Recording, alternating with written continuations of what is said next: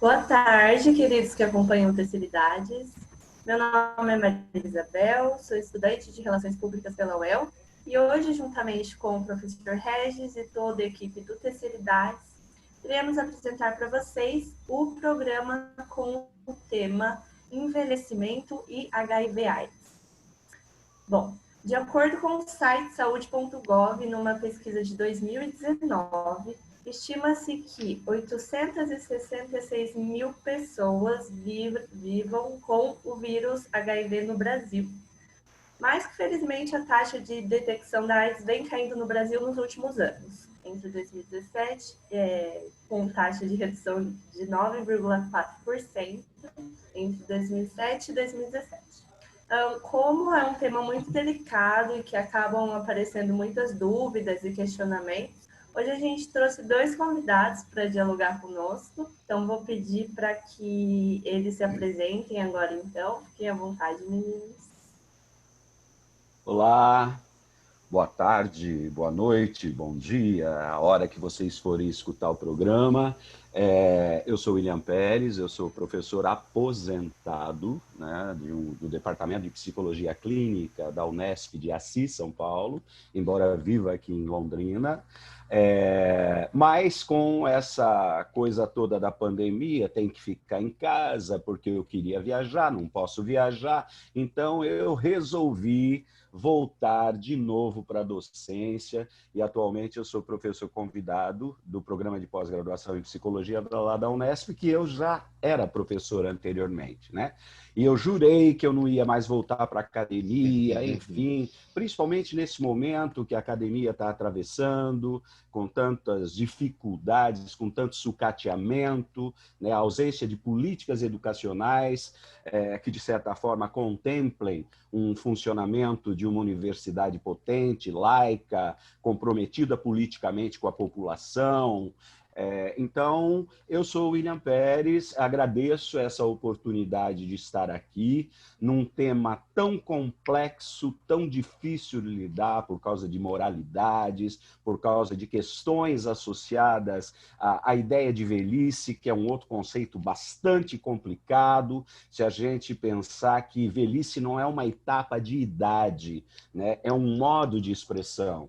Então, a velhice ela tem muito a ver com a cultura, com a história particular e, obviamente, também com as desigualdades sociais. Não existe uma velhice única. São muitos modos de envelhecer, né? Depende do histórico de cada um, a questão econômica, a questão do trabalho, a questão do acesso a políticas inclusivas, a questão de perspectivas, né, para pensar a velhice não como uma etapa que ensinaram a gente, que é de fim de vida, que é de ostracismo, que é de dificuldade de se expressar. A gente tem que tomar cuidado, porque isso é perigosíssimo. Ser idoso não é ter idade, ser idoso é ter experiência. Lembrando uma frase do Caetano Veloso, que ele diz: o homem velho é o rei dos animais. Eu diria que a mulher velha também é a rainha dos animais. A partir do momento que nós temos histórias, nós temos vivências,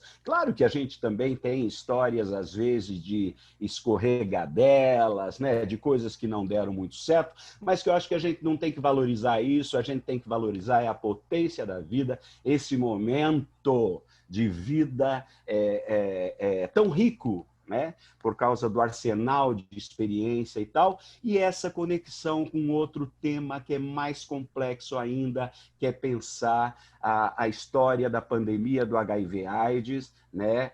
Pensando aí na intersecção com a questão etária, né? Com a questão da idade e com a questão dos momentos de vida. Então, desculpa se eu estou me alongando muito, mas é uma honra enorme estar conhecendo pessoas que eu não conheço, produzir essa troca que eu acho que é o que tem de mais bonito na vida, não é a gente se colocar como dono da verdade, mas como trazendo uma possibilidade de verdade para a gente trocar, para a gente misturar e inventar novas coisas. Muito obrigado pelo convite. Obrigada, já deu para sentir o que vem por aí, então, né, gente? Meu nome é Paulo Wesley, Vou fazer 50 anos também o ano que vem. Ai, quando eu fiz 50 anos. Então, estamos caminhando para frente, né? A minha jornada enquanto membro da LIA e ativista em relação às questões de saúde sexual e reprodutiva e também em relação ao SUS, começou há 25 anos atrás, quando eu conheci a instituição, né? Então, a instituição me mostrou vários caminhos para compreender a epidemia e de como que eu poderia colaborar, construindo solidariedade entre as pessoas, né? Porque solidariedade também a gente se constrói, né? E a epidemia de AIDS, durante muito tempo, foi pautada pela solidariedade, né? Então, a solidariedade era que movia muito pesquisadores, amigos, médicos, ONGs, enfim, a quererem colaborar para a gente tentar vencer essa epidemia, né? Também não, aliás, é uma pandemia igual o Covid, né? Ela é global e sem controle, então é classificada como pandemia também. Então, essa trajetória de 25 anos dentro da instituição me trouxe muitas reflexões e muitas compreensões das dinâmicas de infecção do HIV e de como que ele age na nossa sociedade, principalmente com a terceira idade, que tem modus de vida diferentes, né, do que nós temos no contemporâneo hoje. Enfim, e é sobre isso que a gente vai estar falando durante essas rodas de conversa, e de acordo com as perguntas também que forem chegando, eu vou clarificando os pontos, né? Eu coordenei vários projetos dentro da instituição, projetos premiados, inclusive pelo Ministério da Saúde, para multiplicadores de informação, com pessoas de várias idades. Então, eu vou estar colocando um pouco dessas experiências para vocês. Tá ok? Quero agradecer, William, ao Paulo, por terem aceito o convite e esse desafio de falar sobre essa complexidade, né? Existe muito pouco sobre envelhecimento, HIV/AIDS.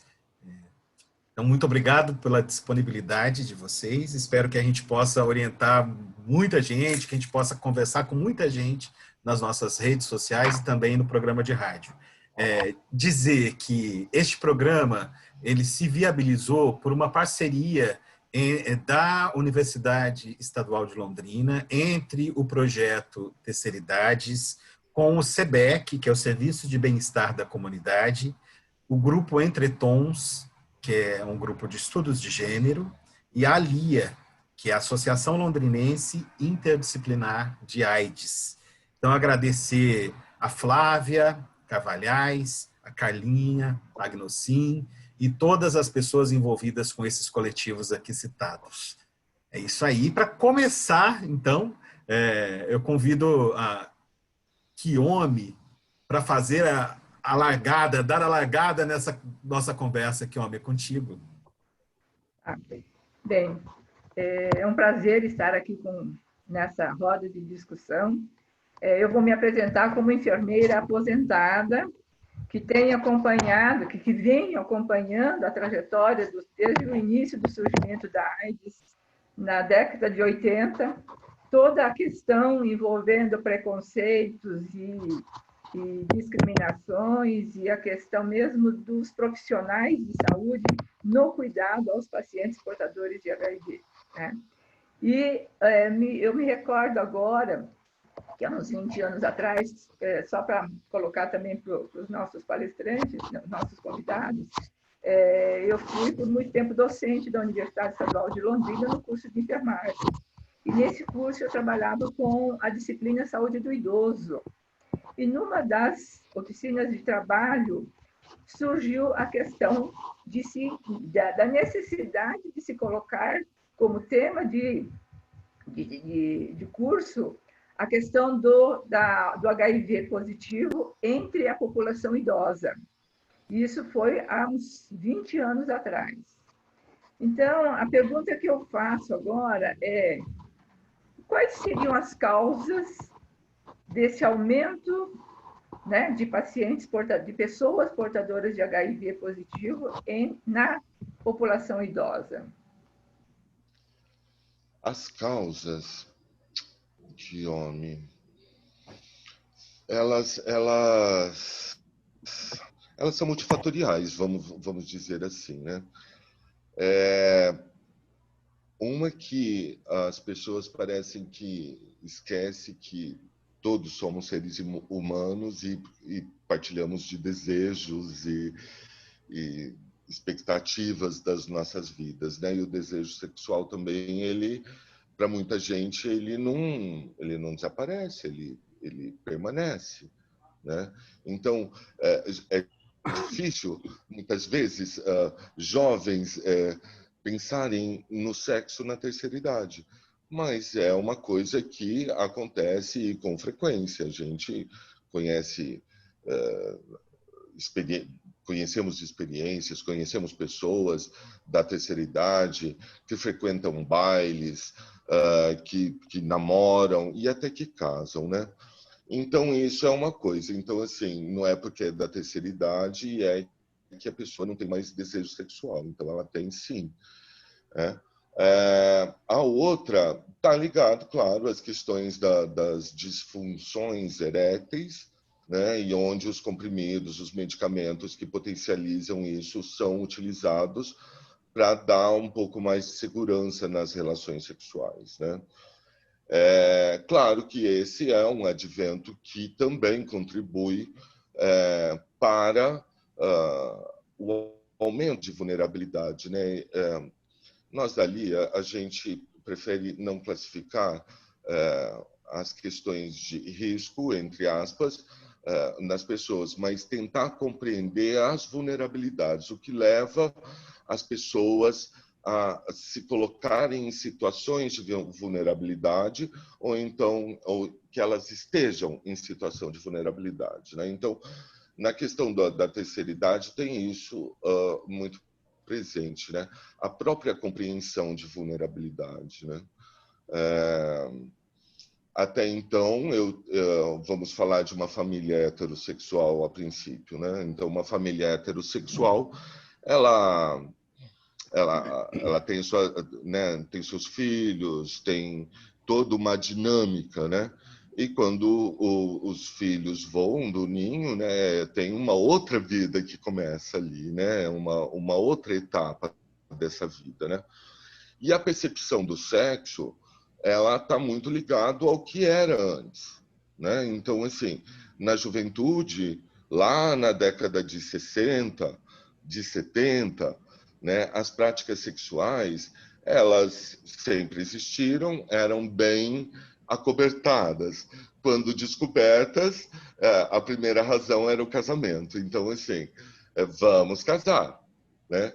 Então, está muito ligado a isso, né? E para os mais ousados, os homens mais ousados, o maior problema ali antes era o quê? A gonorreia e a sífilis, enquanto ISTs, né? Eram os dois grandes, maiores problemas, né? Então, pensar o sexo há 40 anos atrás e pensar sexo hoje, né? Com todos esses cofatores, né? Que nós temos aí de doenças e de exposições, né? Então, para o homem, já é muito difícil a questão do uso do preservativo, né? Já tem um tabu instalado, né? Em cima do preservativo, né? E também tem as suas questões anatômicas. Muitas vezes os homens não sabem comprar um preservativo adequadamente, né? Existem tamanhos, espessuras, texturas que ajudam e melhoram a condição sexual para uma boa relação, né? Então, isso é um outro ponto, né? Os homens não conseguem ter isso, né? De ir lá comprar e tudo mais, né? E meio que talvez deixem para a mulher em relação à sua proteção, porque o que se pensa mais é na gestação, né? Na terceira idade, esse não é o problema. Então, assim, qual é o problema? Então, eu posso fazer sexo sem preservativo? Não posso? Onde é que estão esses fantasmas que ficam falando para gente? Olha, com esse você tem que usar camisinha, com essa pessoa você não pode usar. Então, as pessoas de mais idade, elas não têm essa percepção, né? Em conhecer uma pessoa que, de repente, ficaram afim, vão ficar. A gente sabe que na terceira idade também se fica, né? Não é só uma coisa da juventude, né? Então, e essa percepção não existe. Então, assim, e quando existe, ela é muito, ela é cercada de tabus, né? Então, quem vai propor o preservativo? Se o homem já tem essa dificuldade, a mulher já também aí tem as dificuldades dela em relação ao uso do preservativo. Como que ela propõe isso para que ela, naquele momento, naquela relação, né, para aquela pessoa que eles estão se conhecendo há 1 ou 2 dias ou há 3 semanas, né? Porque há 40 anos atrás não era necessário, né? E os homens que utilizavam há 40 anos atrás o preservativo têm um recordatório do uso do preservativo que não é muito agradável. Os preservativos antigamente eram feitos de borracha, grosso, né? Então apertava, tamanho único. Tudo isso tem uma simbologia. Tem uma simbologia que fica guardada ali, né? Então, no momento que eu precisar de um preservativo hoje, se eu não conheço muito bem isso, como é que é? Eu vou imaginar que ele era grosso, apertado e não me dava prazer, né? Então, essa é uma das relações que a gente fica pensando muito, de como as pessoas com mais idade elaboram essa mensagem de que hoje é necessário utilizar a camisinha para a prática de um sexo seguro, né? Porque também tem a visão distorcida de que o problema está no outro, sempre no outro e não em mim, né? Então, assim, isso é uma questão realmente delicada, que é só com muita Licença, intimidade, né? Sim. licença. Só para falar, você está ouvindo o programa Terceira Idade, a revista de gente que vive. Então, em relação a heterossexuais, a gente acaba percebendo que esses são os tabus assim a serem enfrentados, né? Sobre o uso ou não do preservativo, a desconfiança desse parceiro ou parceira, se ela entende? É complexo. E na comunidade gay, isso toma uma outra roupagem. Não sei se você quer comentar, William, sobre a comunidade gay, de como que a comunidade gay percebe isso na terceira idade. Você tem uma Olha, vivência, assim? posso comentar sim, mas eu queria resgatar uma outra coisa do que você falou, Paulo. Eu acho que você fez aí um percurso muito legal, resgatando questões históricas, da pandemia e tudo mais, né? Eu gostaria de complementar, quer dizer, eu não em termos de causa, mas em termos de um certo modo de constituição das pessoas, né? 40 anos atrás, 50 ou 30 que seja, o que a gente tinha em termos de acesso de informação, Sim. o que a gente tinha em termos de vivências autorizadas para práticas de sexo, né? E uma coisa que me chama a atenção é o moralismo que nós fomos constituídos, né? A nossa história pregressa de valores muito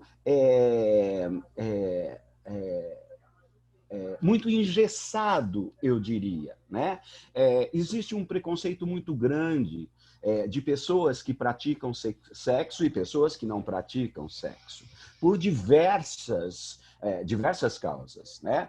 Desde a questão orgânica, a questão moral, né? A questão fisiológica e a questão social-cultural também. Então, quer dizer, como se o envelhecimento fosse sinônimo de distanciamento do prazer, da prática sexual em si. E como o Paulo mesmo alertou, quer dizer, nós temos pessoas idosas envelhecendo, eu não diria que são pessoas velhas, são pessoas envelhecendo, eu acho que é um processo, né? Não é uma parada, né? Não é um situar-se num contexto único, né? Mas que tem a ver com a história particular de cada um de nós, né? O que nós atrás que nos permitia ou não determinadas práticas sexuais. O que era autorizado para a gente em termos de poder falar de prazer? Ainda hoje, essa questão é muito polêmica, é muito complicada, né? Fala-se de saúde reprodutiva, mas não fala de saúde do prazer, né? Como se o sexo fosse meramente inventado para fazer bebês. Né? Quando, na verdade, eu acho que o sexo ele não é para fazer bebês, é para produzir prazer. Uma vez uma pesquisadora espanhola falou que a gravidez é um acidente da sexualidade. Eu gostei dessa ideia. Né?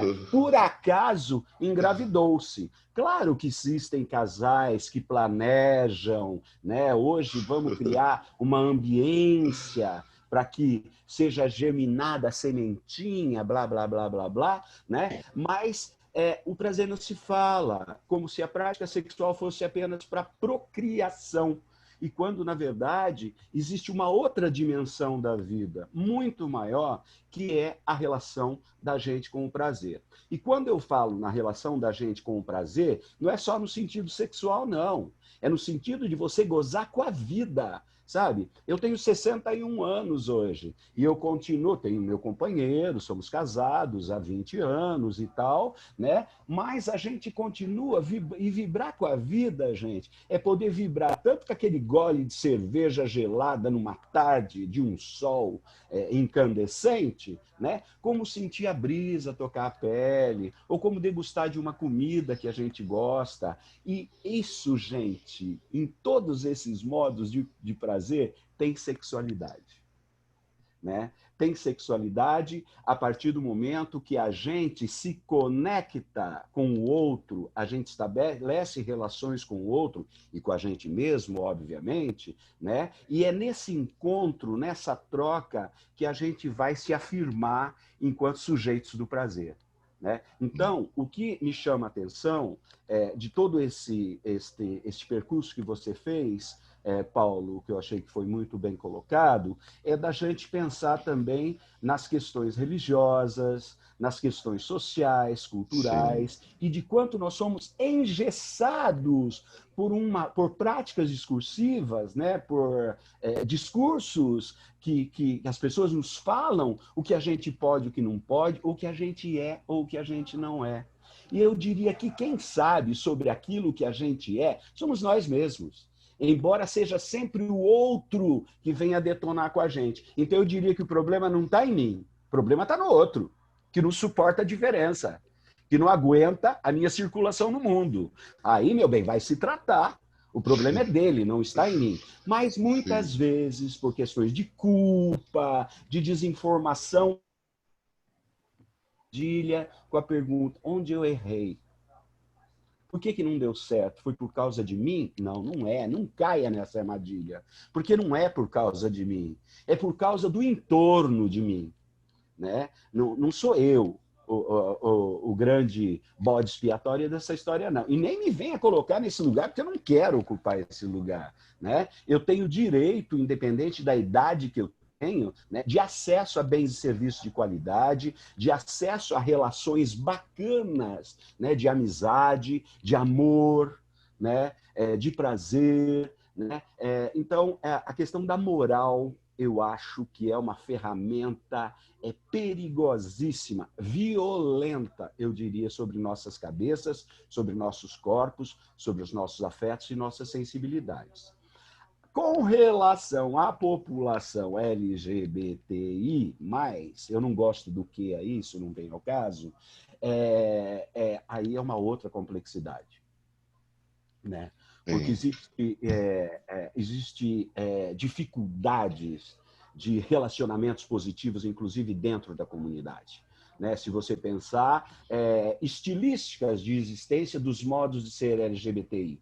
Né? Por exemplo, é muito diferente a gente falar de um homossexual que vive na periferia, né, negro, né, pobre, e falar de um homossexual que vem de classe média ou classe alta, que tem acesso, tem comida, tem uma boa casa, né, uma boa cama para dormir, né, para relaxar, e acesso, né, porque tem grana. Né? Então, nesse mundo capitalista, selvagem ainda que nós vivemos, o dinheiro ainda é um imperativo muito grande. E que faz, inclusive, com que alguns LGBTs se sintam no direito de espizinhar, de desqualificar o outro.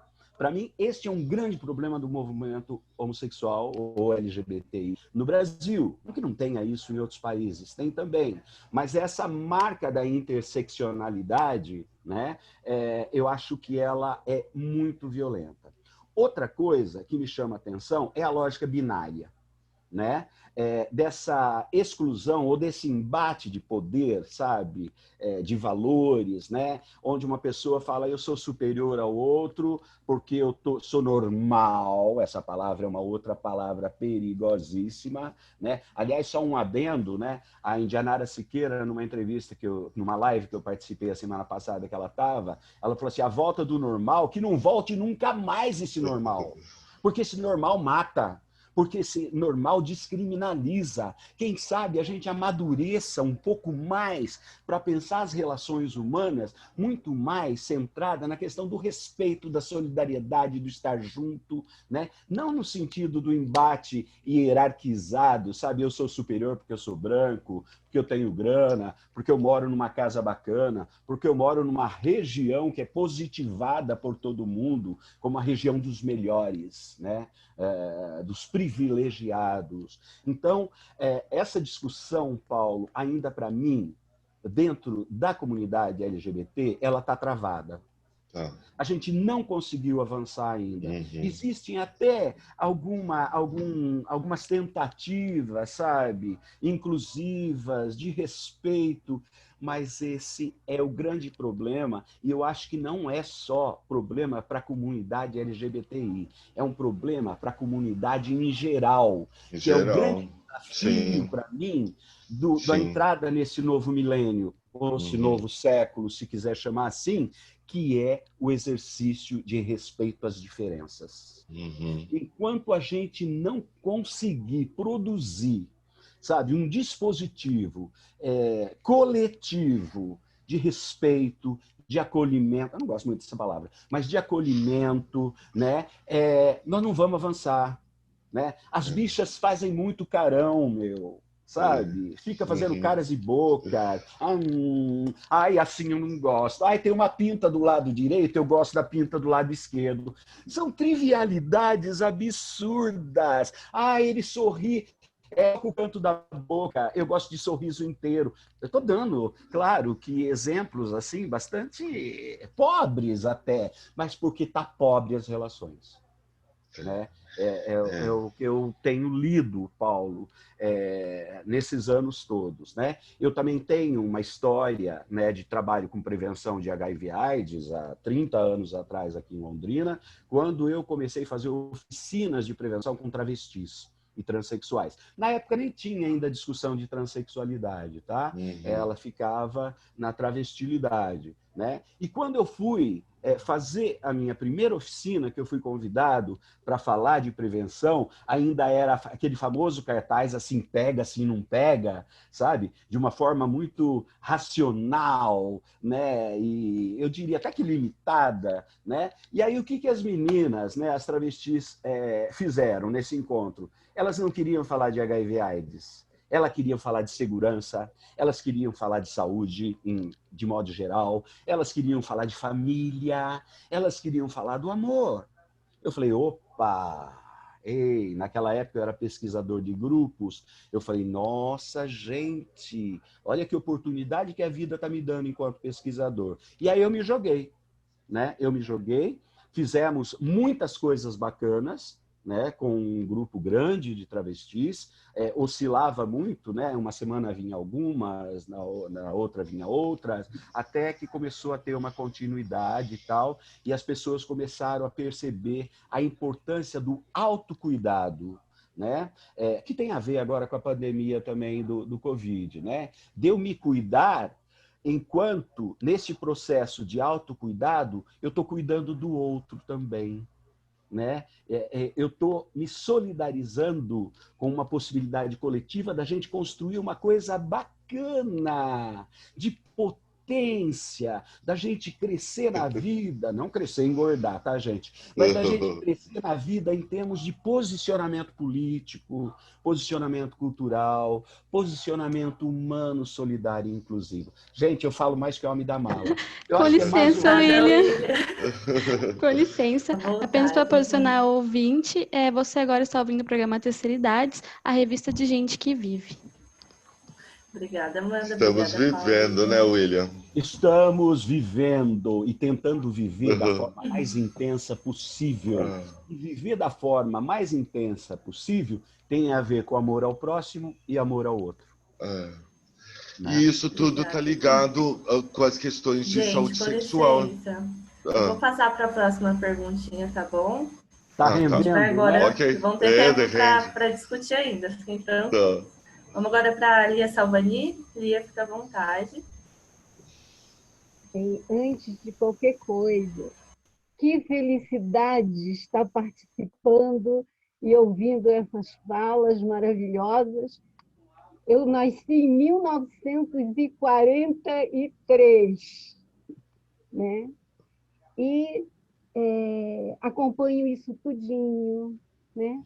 Desde o começo, de escutar que as pessoas... Não é que ele era levadinho, sim, mas assim, de não querer saber do Cazuza, falar coisas terríveis, né? Eu morei até perto do Cazuza, lá no Rio de Janeiro. Mas é uma felicidade hoje a gente ter evoluído, de termos um programa aberto. Assim. Eu estou me sentindo assim, muito honrada de estar com vocês. Então, eu sou a Salvani, eu sou pedagoga, sou artista plástica, mas diante dessa fala do William, eu tenho que...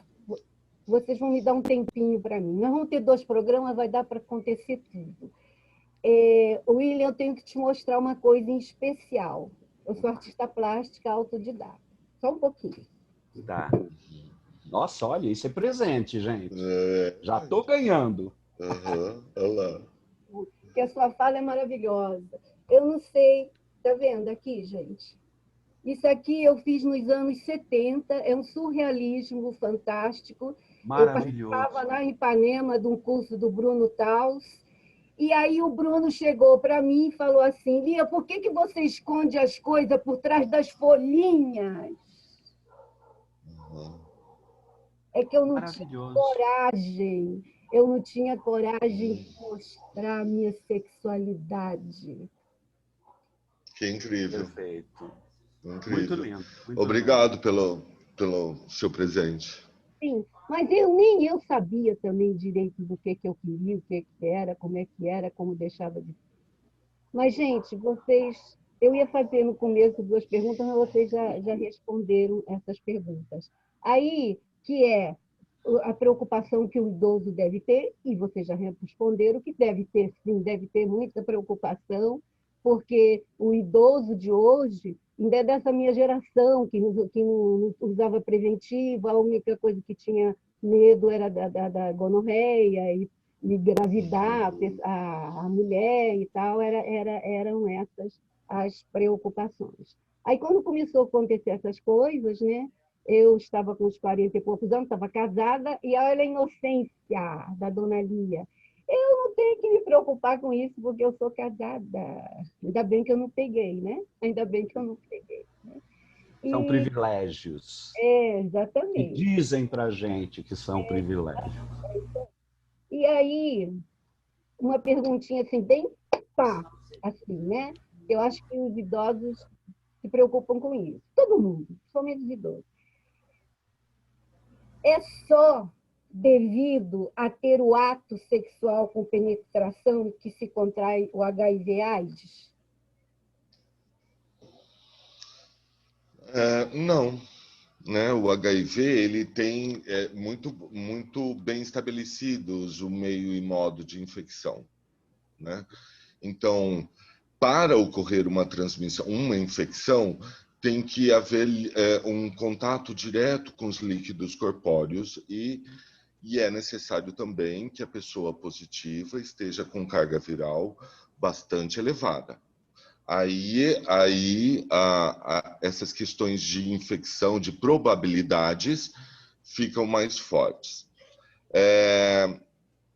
O HIV é transmitido através de relação sexual desprotegida, heterossexual, homossexual e também entre lésbicas.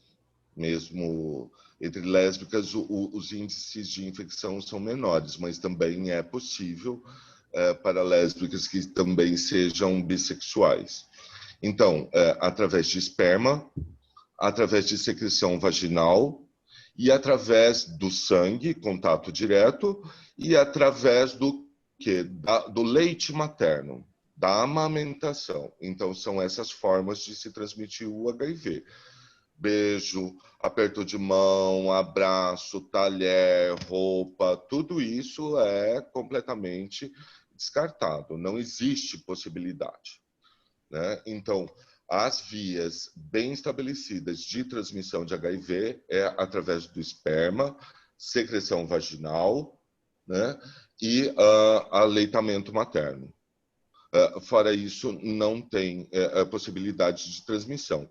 Uma coisa que é bastante interessante é de que a pessoa que é portadora de HIV e que sabe da sua condição e que fez o teste e que está fazendo o tratamento regular, ou seja, tomando seus medicamentos regularmente, ela baixa a carga viral a níveis indetectáveis, impossibilitando a infecção por relação sexual. Ou seja, isso é muito importante e é muito interessante também, né? Então, assim, a gente acabou reduzindo um bocadinho mais as formas de transmissão, né? Os meios de transmissão, né? Então, aleitamento e sangue. Agora, por via sexual, tanto feminino quanto masculino, isso já é uma etapa quase que vencida, né? Então, são essas as formas de prevenção.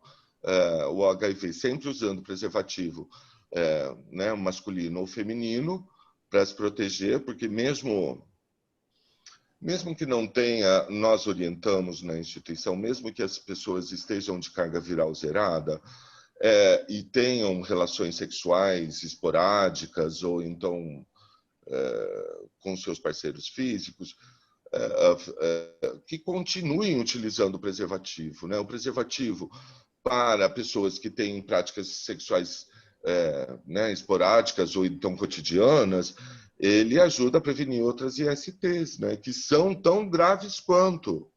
Né? O HIV hoje, a gente pode dizer que ele é uma doença crônica, tratável, como a diabetes, por exemplo. Né? Então, se você é portador, é doente de AIDS, toma os medicamentos corretamente, a sua vida vai ser muito tranquila, né? A sua qualidade de vida vai ser tranquila, né? E também chega nessa questão da infecção. Eu não transmito mais o vírus, né? A pessoa que zera a sua carga viral não transmite mais o vírus. E isso é importante nisso para a gente frisar. O Paulo e William, o Guilherme tem uma pergunta nesse sentido. dos métodos novos, né, de prevenção com relação a alguns medicamentos. Tá. Você aqui. Eu queria saber quais são os métodos preventivos, né, além da camisinha. Eu vi que também tem um remédio, né, que você toma antes de ter uma relação sexual também. Sim. Sim. Então, os métodos básicos de prevenção básicos é preservativo feminino, masculino e barreiras de látex. Né? Essas barreiras de látex são, por exemplo, um preservativo, eu posso desenrolar esse preservativo, corto a ponta e abro a lateral dele. Ele vai se transformar numa folha. Essa folha eu posso utilizar também para proteger na prática de sexo oral feminino e sexo oral anal. Né? Então, eu coloco isso enquanto barreira. Existem essas barreiras também para vender em casas de odontologia, porque é um látex que dentista usa para colocar na boca, assim, para proteger, né? Esse Essa é plástico uma... de cozinha que se usa, sabe como que chama esse material que se Eu usa estava na pensando nisso. Não, esse plástico Ele é válido ou não? Olha, ele é uma alternativa. Por quê? Porque ele é muito chato de lidar. Né? Então, quando você abre o rolo, né, para cortar um pedaço, se você não tiver cuidado, aquilo vai engruvinhar.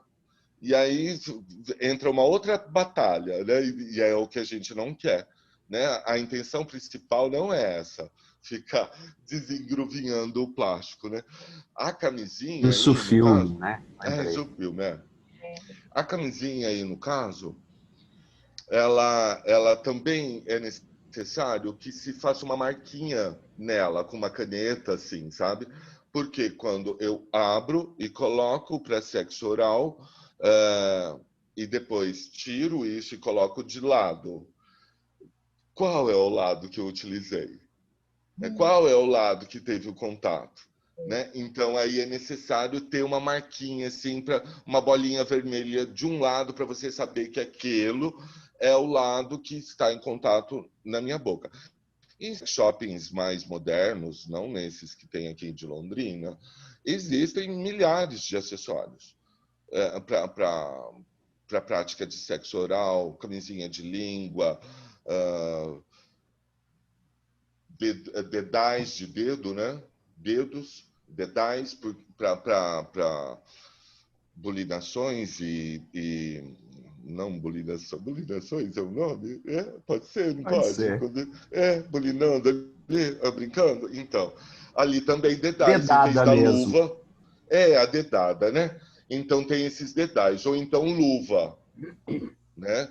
Para práticas de homossexuais, não de homossexuais, mas práticas de anais, né, de sexo anal, ou então de introdução de objetos, ou até mesmo da mão dentro do ânus, é necessário que se utilize dessa luva. E para outras mais brincadeiras, as dedeiras. Para boca, o isofilme, ou então protetores de língua. Ai, gente, tudo isso é acessório, viu? É acessório que sim, é bacana, não é? Dá para usar, não dá? Tudo depende da erotização que vai acontecer, porque são brinquedos eróticos. A gente está muito vinculado com a prática sexual, com o negócio da penetração. Sexo é penetração, e não é. Sexo envolve uma série de outras coisas, e de masturbações e de tudo isso.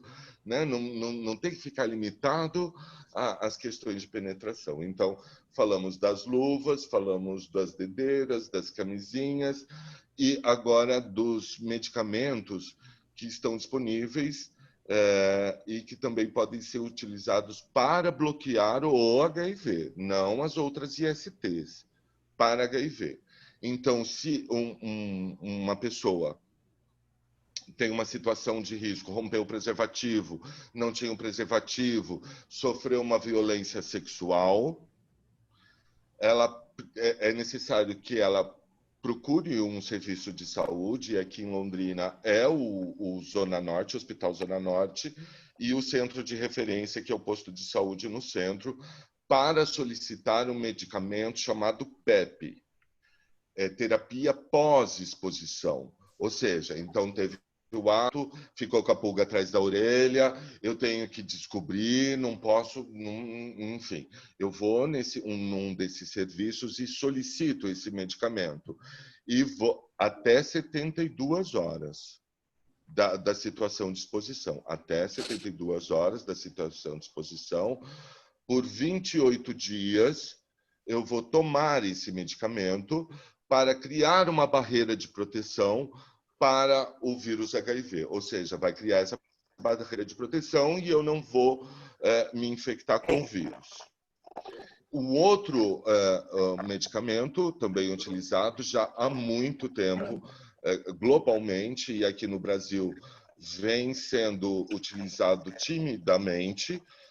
Países como a Austrália já conseguiram até diminuir a níveis significativos a epidemia devido ao uso desse medicamento, que é chamado de PrEP.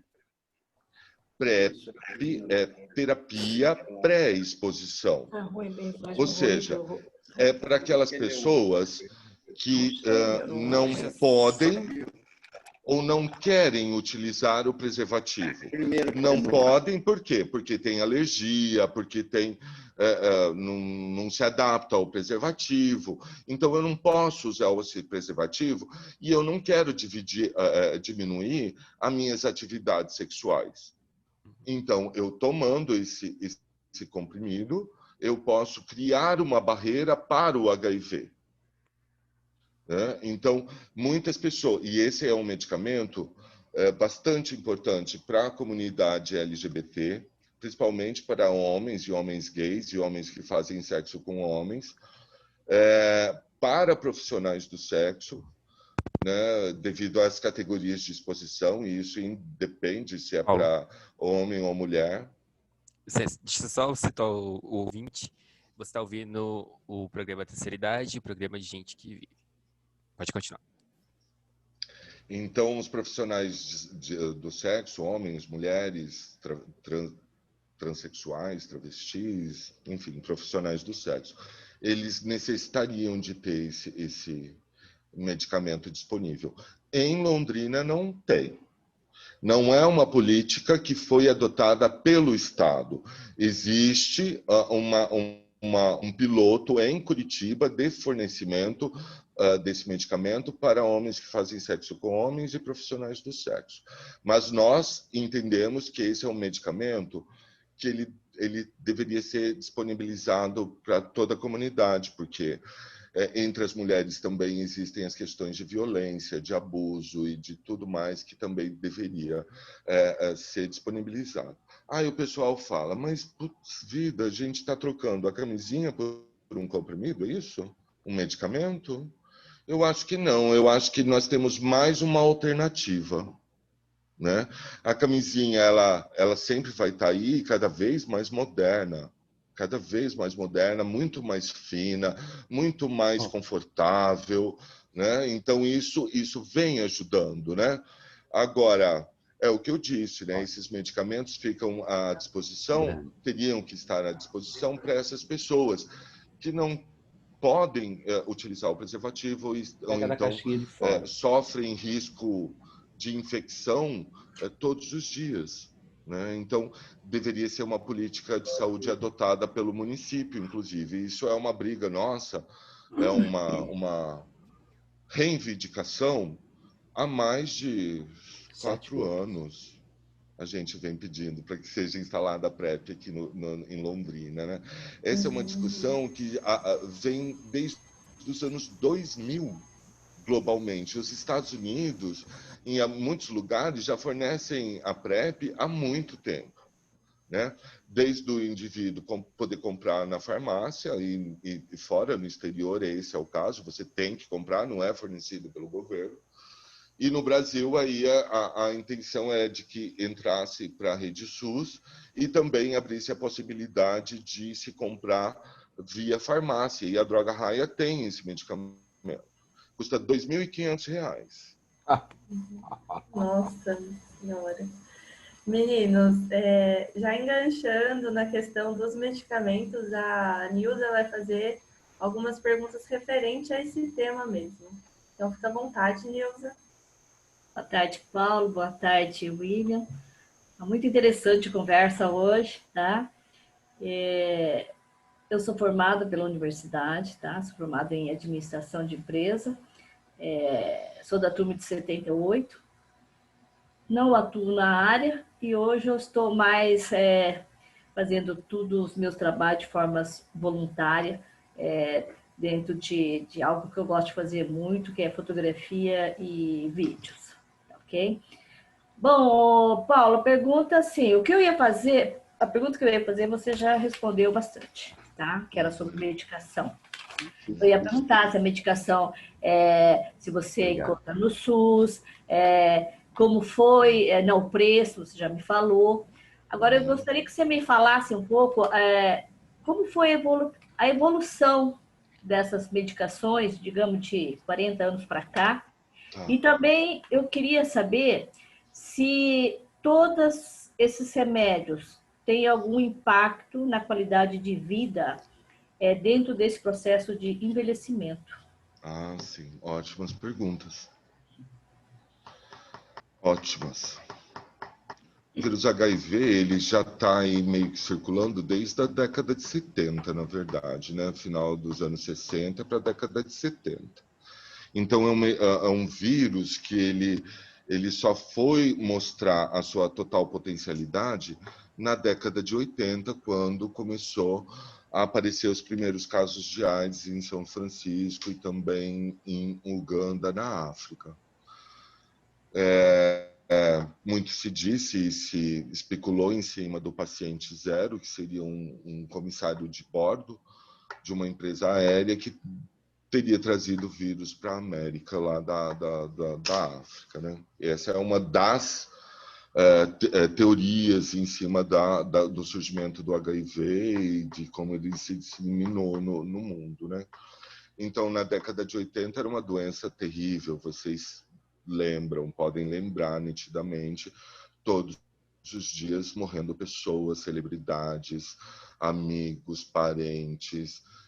Era devastador. Não tinha, né? Porque não tinha esperança. Era uma doença que não se sabia a princípio, como era transmitida, porque de início se deu o nome para a doença, que foi AIDS, né? Síndrome da imunodeficiência adquirida. E mais à frente é que foi descobrir qual era o agente causador da AIDS, que aí deram o nome do HIV. E aí, descobrindo esse agente, é que começaram a descobrir também que o HIV era transmitido pelo sexo, pelo sangue, por transfusões de sangue, por transplantes e por hemofílicos, né? Em sessões de hemofílicos e por bissexuais e por heterossexuais. Mas o que marcou no Brasil foi a malditice dos grupos de risco, né? A gente pode lembrar das propagandas na Globo quando falavam dos grupos de risco. Se você é homossexual, se você é profissional do sexo, cuidado, AIDS mata, pum, vinha o carimbo rotulando. Esse foi o malditice do rótulo da AIDS no nosso país, rotulando em grupos de risco. E os grupos de risco, aí, com o passar dos anos, a gente viu de que não era, né? Todos eram vulneráveis, né? Risco é uma coisa que a gente pode até perseguir, né? Mas enquanto prazer, né? Risco enquanto prazer, né? Mas aí fomos entendendo de que a epidemia estava se disseminando pelo Brasil através dos eixos de desigualdades sociais, através das homofobias, das violências sexuais, ou seja, de situações que deixavam as pessoas vulneráveis à contaminação. Então, isso foi como o vírus se disseminou. E aí, no início, não tinha um medicamento, né? Tem um filme excelente que eu recomendo para para todos assistirem, que se chama Clube de Compras Dallas. Esse é um filme americano que fala muito sobre esse tempo, onde não se existia um medicamento, existia esperança, que até Ivomec poderia tirar o vírus do meu corpo. Ivomec, isso eu escutei. Várias pessoas, criolina, né? Então, assim, se agarrava na primeira folha de samambaia, de esperança ali, segurado naquilo que aquilo poderia ajudar. Né? Como o Covid hoje, que saiu tantas teorias aí também de que pode limpar, que pode proteger, de que... Mentira, a gente não sabe, o vírus ainda está sendo trabalhado. A gente já sabe quais são os meios e modos de transmissão, mas de como que isso vai ser a longo tempo é muito complexo. E aí surgiram os primeiros medicamentos altamente tóxicos, mas era o que se tinha, o AZT, o DDI, o DDC, que eram medicamentos bases, mas a ciência entendia de que aqueles medicamentos não seguravam a onda. Por isso que Cazuza morreu, Freddie Mercury morreu, mesmo utilizando as terapias iniciais, porque não conseguia segurar a progressão viral, né, de crescimento, né? Dava um pouquinho mais de sobrevida ali, mas tudo bem, né? O coquetel só foi divulgado enquanto esperança concreta em 97, né? Então, Robert Gallo, o Gallo e David Roux, dois cientistas, um francês e outro, que eu não me lembro a nacionalidade, estavam lá disputando quem ia produzir os melhores fármacos para poder combater a AIDS, né? E aí surgiu os primeiros medicamentos associados já ao que já existia. Então, foram incluídas novas categorias de medicamento. Horrorosamente pesados, cheios de efeitos colaterais, destruía a pessoa, não sabia se aquilo era a cruz e a espada. Se a pessoa tomasse, ela podia morrer de várias complicações, de efeitos colaterais. Cirrose hepática, tem vários, né? Não dá para a gente numerar tudo, mas, enfim, eram devastadores, né? As liposdistrofias chamadas, que era a redistribuição da gordura no corpo das pessoas. Então, as mulheres ficavam literalmente com uma forma de pera, né? Com todo o acúmulo de gordura na região do abdômen, dos glúteos, as pernas bem finas. Tudo isso era muito complexo de lidar com o HIV e com esses efeitos colaterais. Graças ao avanço da medicina, todos esses medicamentos foram sendo sintetizados, né? Então, o que precisava de uma mão cheia para ser tomada durante de manhã, à tarde, à noite, se tornaram uma mão cheia só. Não precisava duas, só uma. E agora são 3 comprimidos que a pessoa pode tomar. Paulo, terapia inicial, né? Paulo e ouvintes, Williams e todos nós estamos chegando ao fim do nosso primeiro programa.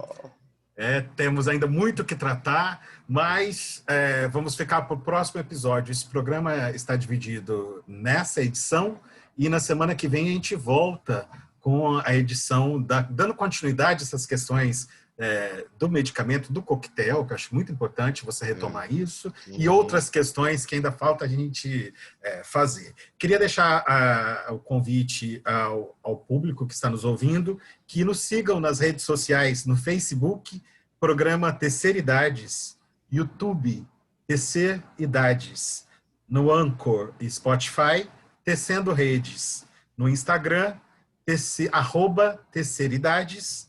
Também estamos na TV UEL e aqui na Rádio UEL, todos os sábados, das 11 ao meio-dia, é o nosso encontro. Muito obrigado pela participação, foi muito esclarecedor. E a semana que vem a gente volta, não perca, continua no episódio 2. Um abraço, gente. Até mais. Tchau, até semana que vem. Obrigado, Paulo. Até mais. Valeu, gente. Gente, mas é muita conversa.